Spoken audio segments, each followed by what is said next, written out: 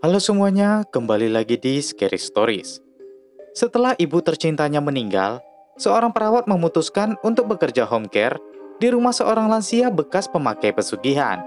Satu persatu hal mengerikan terjadi di rumah itu hingga mengungkapkan rahasia tersembunyi yang berkaitan dengan iblis kuat bernama Kajiman. Apa yang terjadi sebenarnya? Langsung kita bahas di alur cerita Kajiman, Iblis Terkejam Penagih Janji 2023.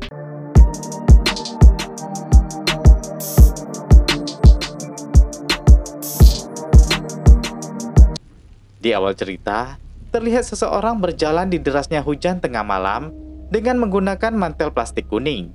Dia menatap ke arah sebuah rumah sakit. Di sisi lain, Asa yang seorang perawat sedang tidur bersama ibunya Rati yang sedang sakit. Terlihat Asa sangat sayang dengan ibunya. Dia melihat cincin yang dipakai ibunya. Rati menjelaskan, itu pemberian Eyang Uti waktu dulu dia menikah. Asa bilang, dia ingin selalu merawat ibunya sampai dia tak berniat untuk punya pacar. Rati bilang, dia ingin agar Asa besok di sini menemaninya. Namun Asa sedang banyak pasien, jadi dia belum bisa libur. Rati terlihat kecewa, karena dalam kondisi seperti ini, dia tidak ingin sendiri, karena perasaannya selalu tidak nyaman. Asa pun mencoba menenangkan ibunya. Dan itulah kenangan Asa bersama ibunya saat masih hidup.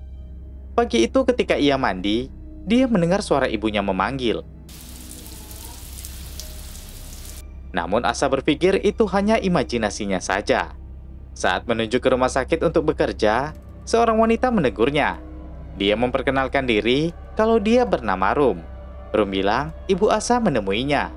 Asa yang kaget segera bilang kalau ibunya udah nggak ada. Namun Rum bilang kalau dia sudah 2 minggu mencari alamat Asa. Dia tahu Asa tak mungkin secepat itu percaya padanya. Dia pun memberikan alamatnya untuk nanti menjelaskan semuanya. Bu Rati membahas tentang cincin yang diberikan nenek Asa dulu. Mendengar itu Asa semakin penasaran dari mana wanita ini tahu tentang itu. Akhirnya Asa pun ikut dengan Rum menuju ke rumahnya. Setelah sampai, Rum menyalakan lilin dan meminta Asa memegang tangannya. Kalau lilinnya sudah mati, maka yang di tubuh Rum bukan dia lagi. Di situ Asa bisa memanggil ibunya, dan nanti Bu Rati akan menjawab.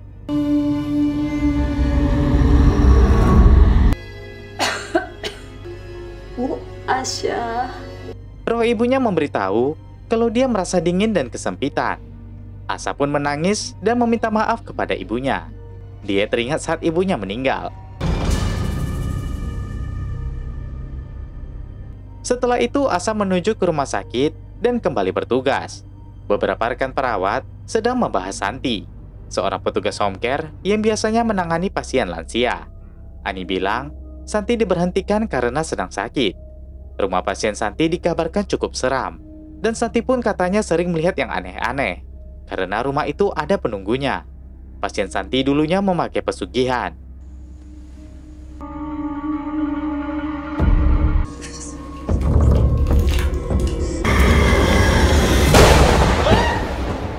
Itulah kabar yang mereka tahu tentang Santi.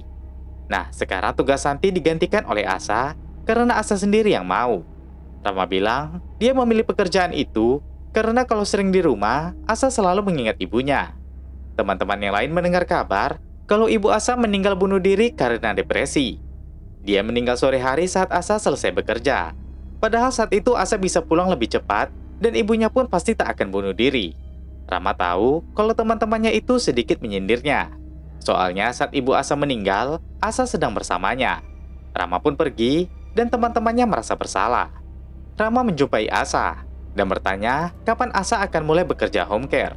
Asa bilang rencananya besok. Rama berencana ingin mengantarkan Asa, namun Asa menolak.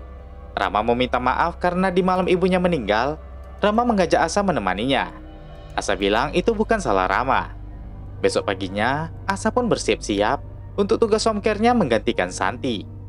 Dia pun segera menuju ke rumah Pak Ilham.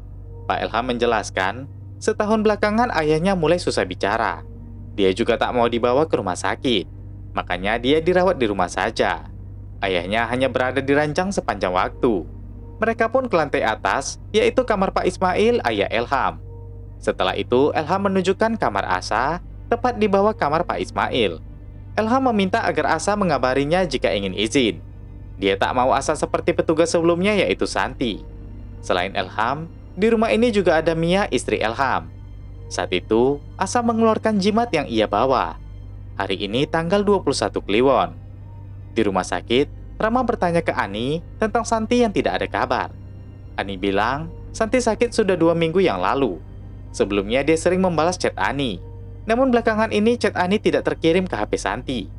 Ega bilang, rumah Santi tidak jauh dari rumah sakit ini. Di sisi lain, Asa pun sedang merawat Pak Ismail. Dia membersihkan luka di punggungnya. Hingga malam, Asa terus merawat Pak Ismail.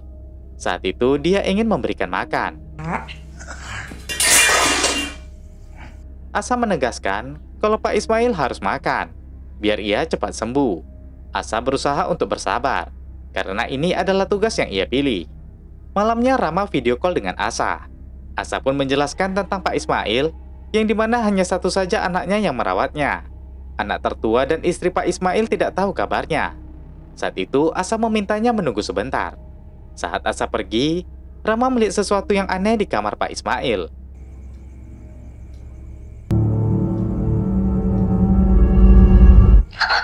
Asa yang datang bilang, Pak Ismail bangun. Dia ingin mengurusnya dulu. Besoknya, Asa melihat ada mobil yang berhenti di depan rumah Pak Ismail. Di halaman juga terdapat 2 kuburan. Asa pun keluar dan melihat kuburan itu adalah istri dan anak sulung Pak Ismail. Kaget melihat Pak Ismail yang berdiri, Asa segera masuk ke kamarnya. Namun Pak Ismail masih terbaring di tempat tidurnya. Asa masih yakin kalau yang berdiri tadi Pak Ismail. Sorenya, Rama mendatangi rumah Santi. Terlihat ada orang yang mengintip dari kaca pintu. Rama terus menyapa, tapi tak ada jawaban. Dia pun melihat dari kaca, dan terlihat seseorang masuk ke dalam. Rama pun membuka pintu, dan terus memanggil Santi. Dia merasakan bau tidak sedap di rumah itu. Terlihat tubuh Santi sudah mulai membusuk. Dia sambil memegang jimat, mirip dengan punya Asa. Malamnya jenazah Santi pun dibawa ke ambulans. Para warga kaget karena tidak tahu kalau Santi sudah meninggal lebih dari seminggu di dalam. Penyebabnya belum diketahui, tapi mayatnya menunjukkan Santi sedang ketakutan saat itu. Setelah ambulans berangkat, Rama mencoba menghubungi Asa. Namun Asa terlihat sudah tidur di kamar Pak Ismail. Bu, iya. Asa kaget karena tadi dia merasa seperti ada ibunya. Dia mencoba melihat ke bawah kolong dan melihat ada sebuah benda seperti jimat di situ. Saat Asa mencoba mengambilnya, dia mendengar seperti ada orang di atas ranjang.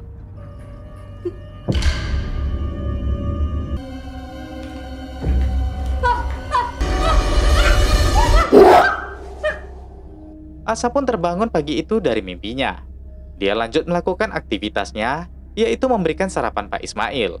Namun Pak Ismail menolak dan membuang makanan itu.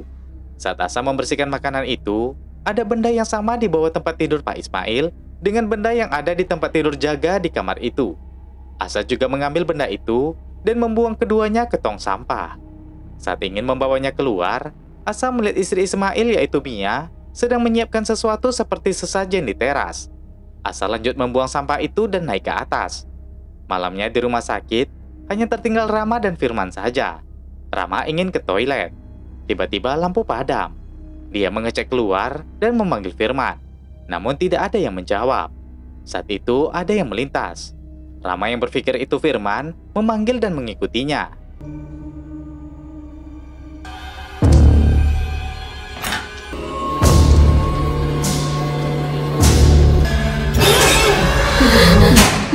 Firman yang datang bertanya ada apa, dan Rama tidak bisa berkata-kata lagi. Paginya Asa yang bangun, kembali melihat benda seperti jimat itu, keduanya berada di kolong tempat tidur jaga. Dia pun segera memfoto kedua benda itu. Siangnya, saat Ilham pulang, dia melihat pesan yang ditinggalkan Asa, kalau dia izin sebentar karena ada urusan keluarga. Sore dia akan kembali. Ternyata Asa meminta ditemani Rama menuju ke rumah Rum untuk meminta bantuan. Rum pun mempersilahkan mereka masuk. Setelah di dalam, Asa langsung bertanya tentang benda di bawah tempat tidurnya. Rum bilang itu jelas adalah jimat. Jimat ada yang membawa perlindungan, ada juga yang membawa malapetaka. Menurut Rum, jimat yang ini punya niat jahat. Jika jimat itu berada di bawah tempat tidur Pak Ismail, kemungkinan Pak Ismail diguna-guna. Saat itu, Rum bertanya tentang weton Rama. Setelah mencari tahu, weton Rama adalah Selasa Kliwon. Dan Rum bilang itu weton yang bagus, tidak mempan kalau diguna-guna. Lanjut, Rum meminta Asa agar setelah pulang nanti, segera membakar kedua jimat itu sambil membaca mantra yang telah dia berikan. Setelah itu, mereka pun pamit. Saat hendak menaiki motor, Rama tanya, bagaimana kalau Rum hanya memanfaatkan Asa saja? Asa bilang, Rum pernah membantunya, jadi tidak mungkin dia seperti itu. Rama pun lanjut ingin mengantarkan Asa. Setelah sampai di rumah Pak Ismail, Asa segera membakar jimat itu di kamar mandi sambil membacakan mantra yang dituliskan Rum. Saat melakukannya, Mia menggedor pintu. Asa segera menyiram jimat yang dibakar itu. Mia terlihat marah karena mencium bau bakar di kamar mandi. Mia juga tadi mendengar Asa bicara sendiri. Dia melihat Asa membakar jimat itu dan langsung mengambil kertas mantra yang dituliskan Rum. Mia bilang, tugas Asa di sini hanya menjaga Pak Ismail. Asa tidak tahu sejarah di rumah ini, jadi jangan ikut campur yang bukan urusannya. Lagi-lagi Asa mendengar suara ibunya. Asa melihat sekitar dan terlihat sosok seperti ibunya di pojokan. Sosok itu menuju ke lemari di kamar itu. Asa pun mendekati lemari itu dan menggesernya. Ternyata ada pintu rahasia yang setelah digeser menuju ke lantai atas sebuah ruangan. Asa pun menaiki tangga dan memasuki ruangan itu. Ruangan itu terasa bau. Dia melihat ada tumpukan tengkorak hewan di sebuah meja. Asa pun segera memfoto beberapa bagian yang terlihat aneh. Di sisi lain, Rama yang sedang tidur tiba-tiba didatangi Rosanti.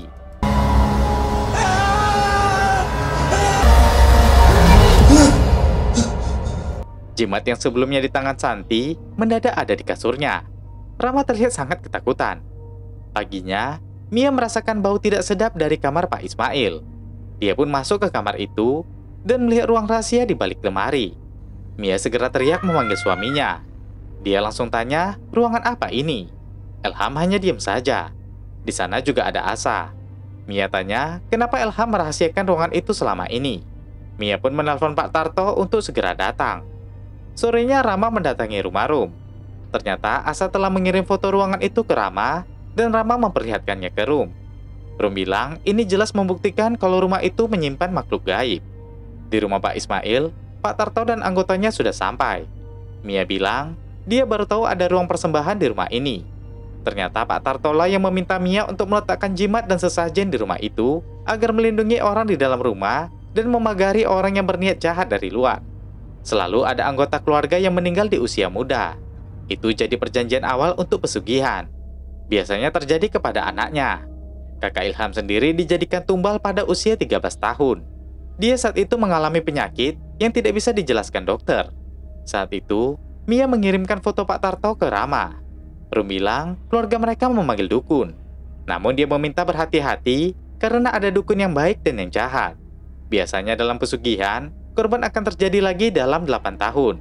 Dan benar saja, menurut pengakuan Elham kepada Pak Tarto, ibunya gantung diri di depan tempat ayahnya tidur 8 tahun setelah kakaknya meninggal. Makhluk itu sendiri akan dendam jika perjanjiannya dilanggar. Karena Pak Ismail takut anak keduanya menjadi tumbal, makanya dia menutup ruangan persembahan itu. Menurut pengakuan Elham, ruangan itu ditutup 3 tahun lalu. Menurut Rum, ruangan persembahan itu digunakan untuk memberikan makan makhluk gaib. Semakin besar akan semakin jahat makhluknya. Rum bilang makhluk itu masih di sana dan tak akan membiarkan Pak Ismail mati sebelum si makhluk menuntut balas dengan cara membunuh semua anggota keluarganya. Tapi si makhluk membutuhkan bantuan dari luar untuk membawa kekuatan ke dalam. Karena makhluk itu sekarang terlalu lemah. Saat itu Asa video call Rama saat di dalam ruang persembahan. Rum bilang Asa dalam bahaya. Sepertinya dukun itu malah membuat makhluk itu tambah kuat. Ritual itu akan dilakukan malam ini karena ini malam Jumat Kliwon. Dia menyuruh Rama untuk membatalkan hal itu. Rum pun memberikan jimat dan mantra untuk dibaca Rama dan Asa saat ritual itu terjadi. Rama pun segera pergi. Asa sendiri terlihat sudah kerasukan dan menyuruh mereka untuk keluar.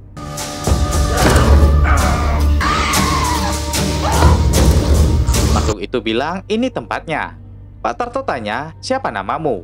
Makhluk itu bilang, dulu dia sama seperti Tarto, namun kekuatannya jauh lebih tinggi. Pak Tarto pun mencoba mengusirnya.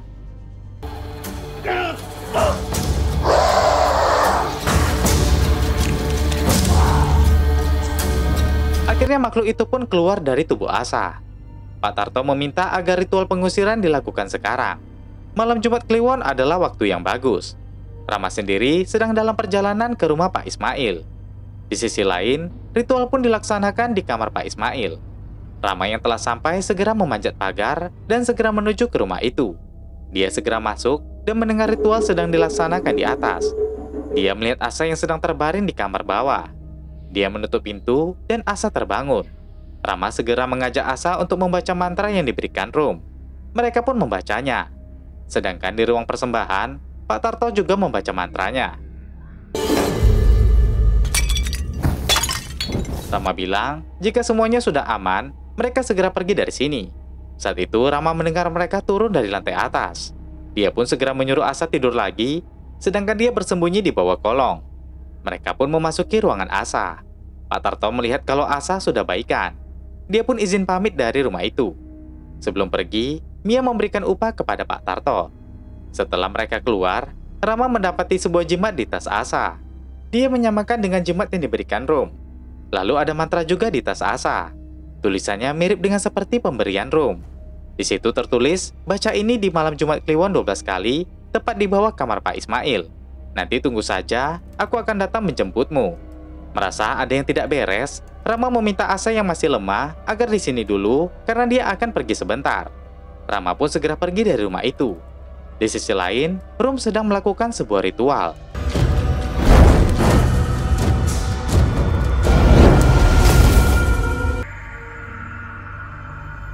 Di jalan, Pak Tarto memeriksa uang yang diberikan Mia. Dia tidak sadar kalau ritualnya telah digagalkan. Asa lagi-lagi mendengar suara ibunya.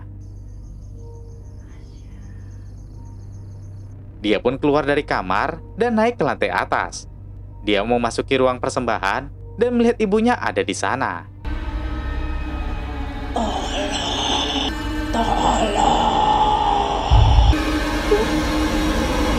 Di kamarnya, Mia mendengar suara di atas.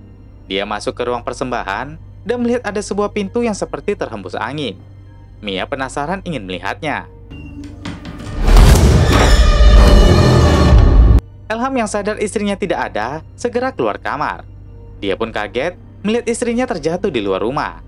Dan ada ayahnya di atas ruang persembahan. Mia pun telah tewas. Elham yang kesal mengambil linggis di situ dan segera masuk. Rama sendiri telah sampai di rumah Rum.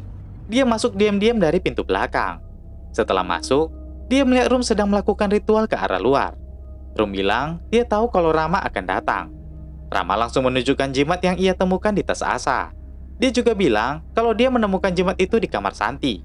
Rum bilang itu mungkin jimat dari si dukun tadi. Namun Rama yakin itu jimat dari Rum. Dia pun langsung tanya apa tujuan Rum sebenarnya. Elham sendiri mendatangi ayahnya di ruang persembahan. Pak Ismail terlihat hanya tertawa saja. Rum pun akhirnya cerita kalau ada sesuatu di rumah itu yang dia inginkan sejak lama. Itu akan membuat ilmunya semakin kuat. Rum tidak bisa ke sana karena ada perlindungan yang dibuat Mia. Akhirnya Rum bertemu Santi. Rum memperalat Santi agar masuk ke rumah itu. Namun Santi bodoh dan lemah. Dan Rum akhirnya ketemu Asa dan memperalatnya. Terlihat Rama seperti mulai lemah. Di sisi lain, ini yang terjadi pada Elham.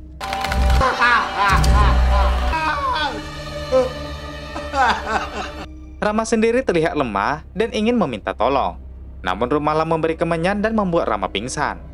Pak Ismail menangis karena anaknya yang tertinggal satu juga telah menjadi korban. Rum mengikat Rama seperti pocong dan mengatakan kalau dirinya tak mau menderita lagi. Dia pun membunuh Rama.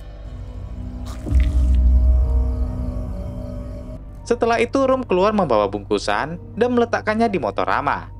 Di sisi lain, Asa menyiram tubuh Pak Ismail dengan bahan bakar, lalu segera membakarnya.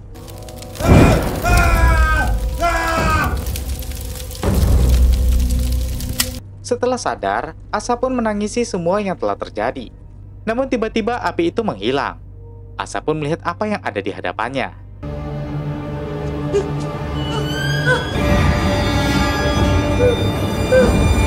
Di luar, Rum datang ke rumah Pak Ismail. Dia masuk dengan mudahnya dan melihat Mia yang tewas di luar. Lalu Rum naik ke ruang persembahan di atas. Rum melihat Pak Ismail yang sudah gosong terbakar dan Ilham yang gantung diri. Asa bilang dia dikendalikan makhluk itu. Rum pun mengeluarkan bungkusan yang dibawanya ke atas meja persembahan. Itu ternyata adalah kepala Rama. Asa sangat ketakutan melihat itu. Rum pun mulai berdoa ke si makhluk yang cukup kuat itu. Dia adalah jin yang berasal dari manusia yang bersekutu dengan iblis. Rum mempersembahkan kepala Rama yang terlahir spesial yaitu Selasa Kliwon. Rum meminta agar jin itu menjadi pelindungnya. Dia adalah Kajiman iblis kuat dan terkejam. Kajiman tanya, apakah Rum sudah tahu bayaran yang ia minta? Rum janji dia akan memenuhi kebutuhan Kajiman. Kajiman pun menghilang dan meninggalkan sebuah keris kecil. Rum mengambilnya dan mendekati Asa. Asa pun teringat dengan sebelumnya, di mana saat dia bicara dengan ibunya melalui Rum, Asa bilang ke Rum kalau dia ingin bertemu ibunya. Rum bilang dia bisa membantu, tapi Asa juga harus membantu Rum. Asa yang sangat sayang kepada ibunya pun setuju untuk membantunya. Dan disitulah Rum memberikan jimat kepada Asa dan menugaskannya bekerja home care di rumah Pak Ismail. Rum pun menyimpan benda-benda gaibnya termasuk keris yang tadi. Dia lalu meninggalkan rumah itu dengan menggunakan mantel plastik kuning. Ini menjelaskan kalau Rumlah orang yang memperhatikan rumah sakit di awal cerita. Asa pun kembali ke rumahnya. Sesuai janji Rum, setelah Asa membantunya, dia akan mempertemukan ibu Asa kembali. Dan Asa mendengar suara batuk ibunya.